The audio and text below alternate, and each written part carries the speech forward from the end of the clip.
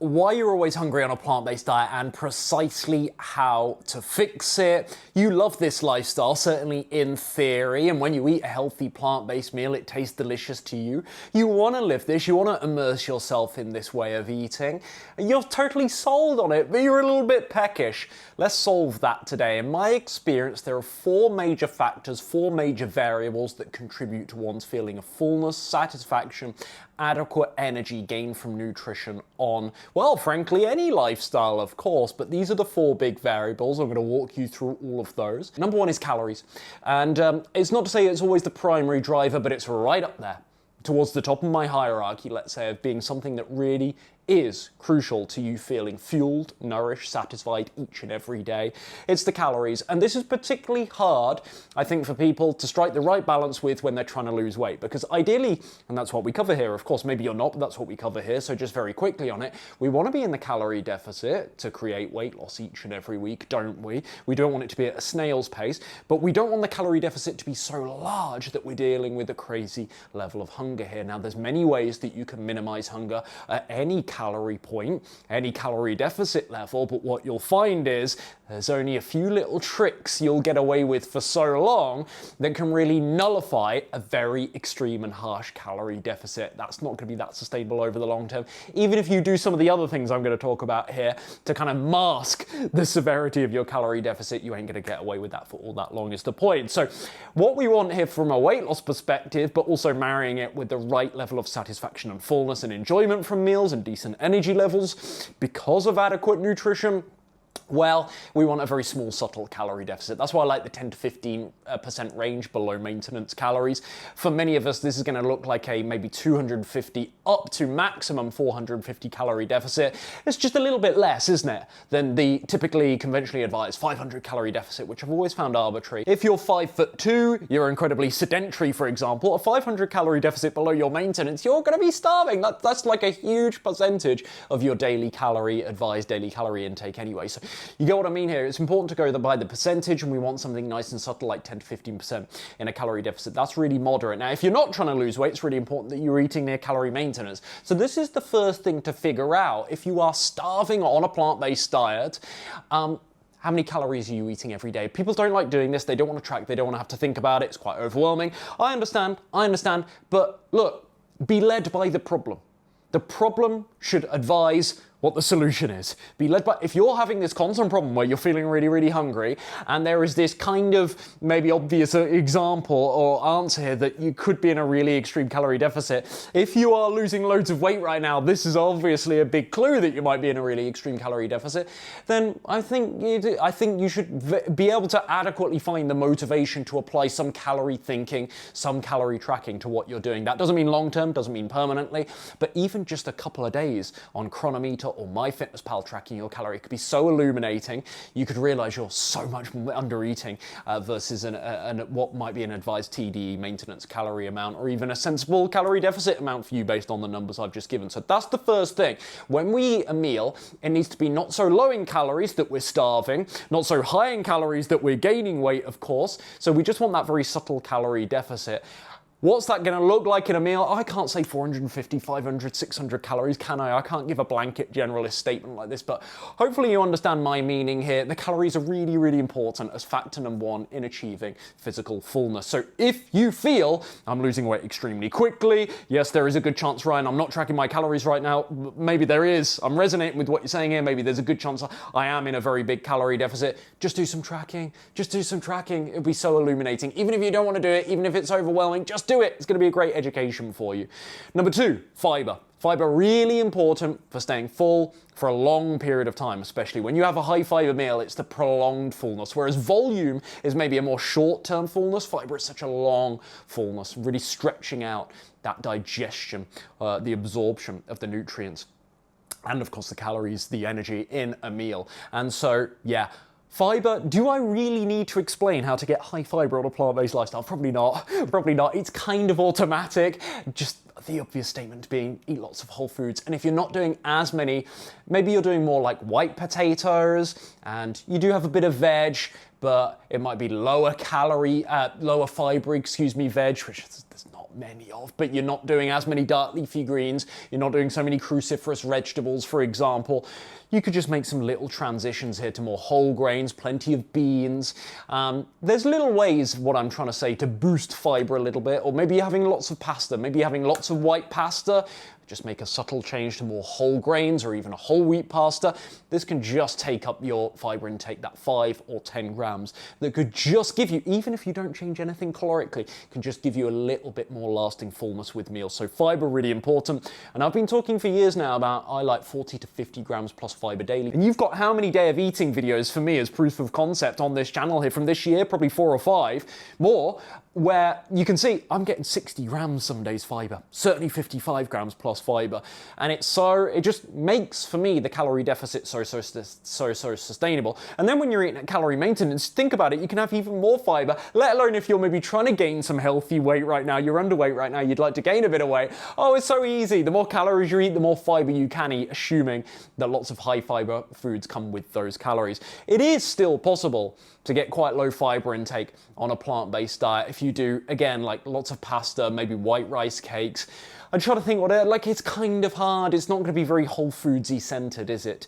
But fiber, really, really crucial. Third, I alluded to probably 3 minutes ago, so no surprises here. Volume. Volume is brilliant, especially for perceived satisfaction. It's physiological as well, because like all that food in your stomach. But what I've noticed is the longer I'm in a calorie deficit, psychologically, the more I can sit down with a huge meal, the more it signals, oh, you've got abundance. You're in the weight loss phase.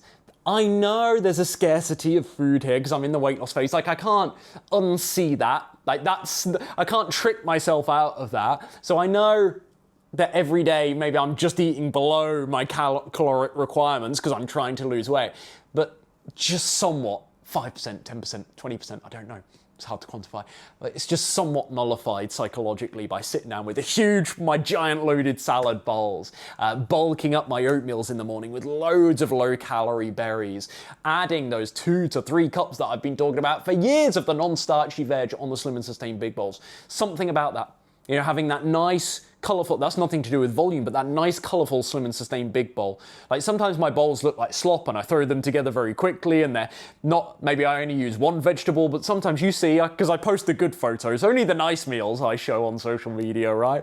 But when I do a couple of different veg there and I've got this really colourful Slim and Sustain Big Bowl, like, to me, and it's high volume, to me, psychologically, this is really, really important. It's physiological as well, like I say, the volume, but the volume is something, volume maxing is really, this is wildly popular across the weight loss diet spectrum for a reason. This is like a universal hack to being in the calorie deficit, is understanding a little bit more, here we go again, the C word, about calorie density, and actually wisely building meals of a greater portion size relative to calorie content by using, again, lots of non-starchy veggies, low-calorie fruits, and you could even use things like cognac noodles, cauliflower rice, zucchini noodles. These are really popular.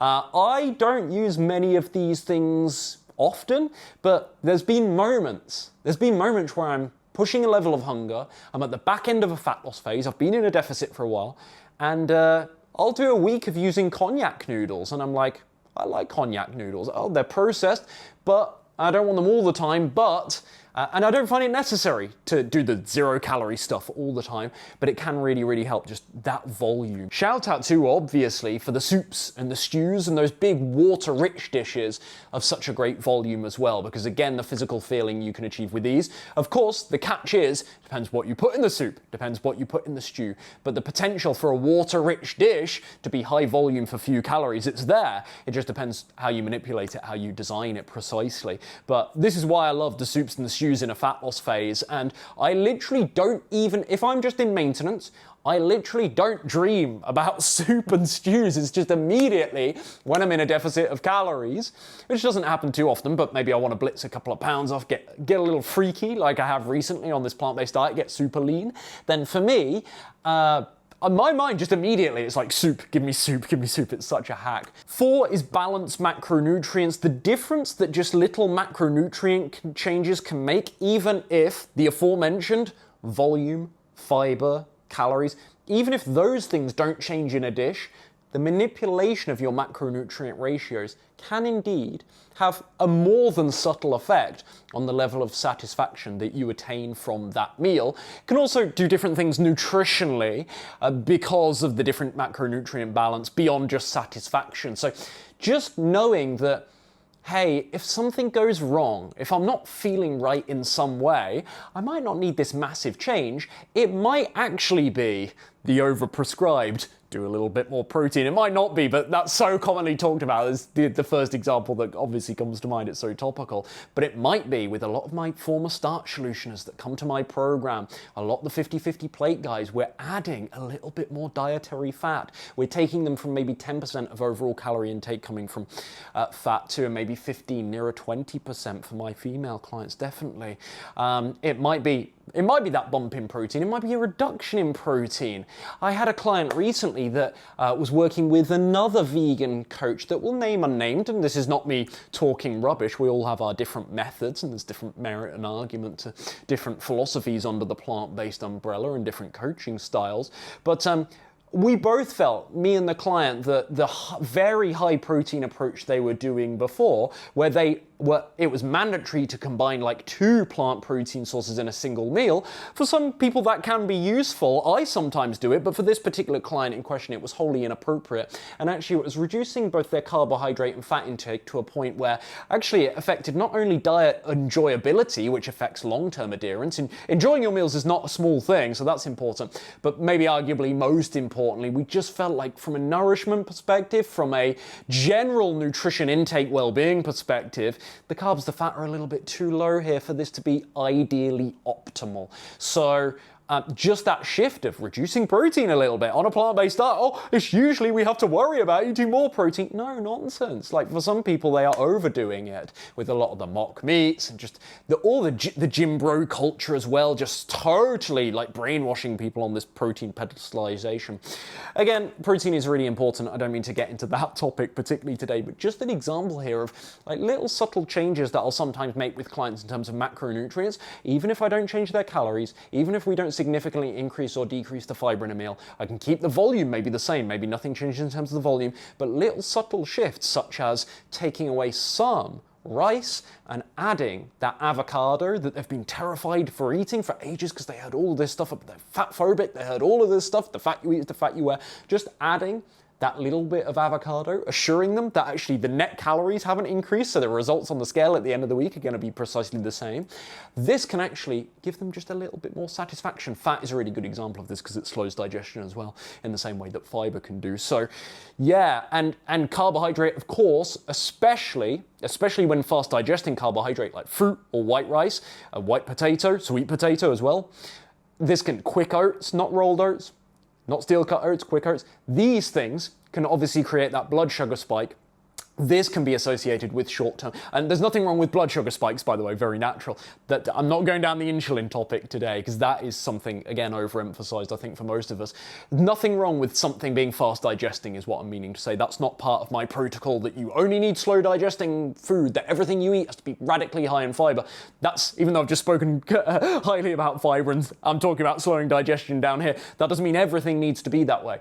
So it's fine to have fruit, it's fine to have quick oats, but just worth saying, like, if you're having a lot of meals that are very, very fast digesting like this, changing the macronutrient balance can really actually slow the digestion of that meal down, and you don't get these hunger spikes so frequently after a meal as you might do with a very high carbohydrate, especially if it's fast digesting carbohydrate meal.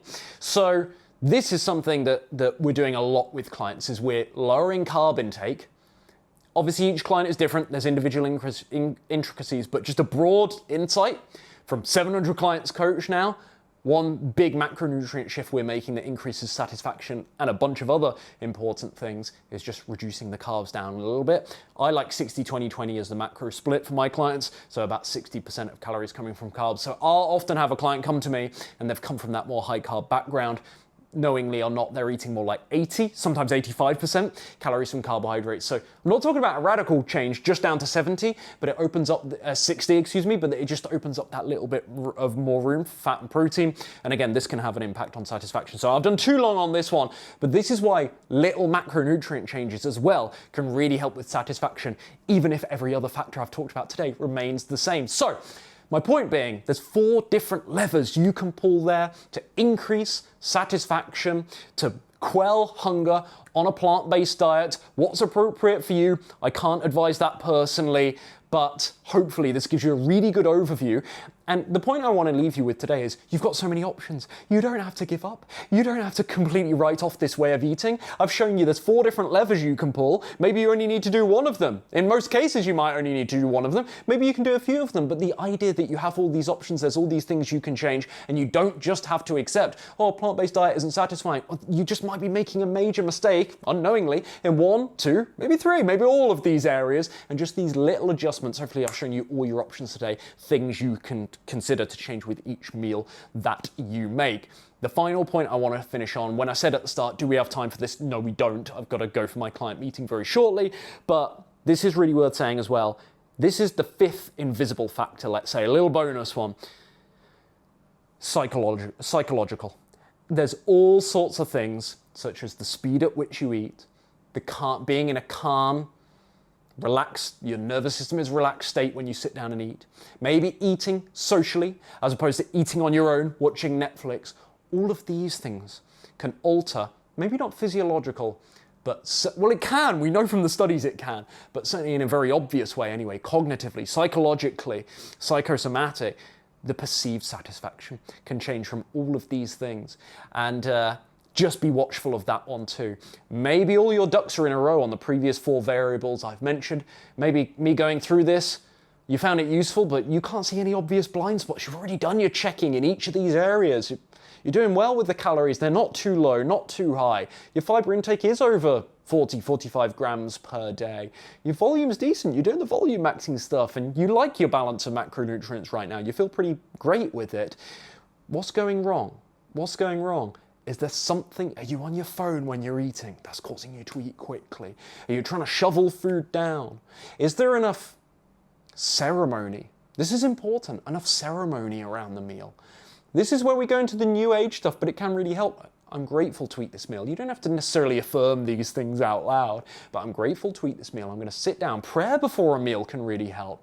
And I'm appreciating it. I'm making this more of a ceremony. I'm commodifying it. I'm making an activity around the meal itself to really mentally register that I get to eat food now.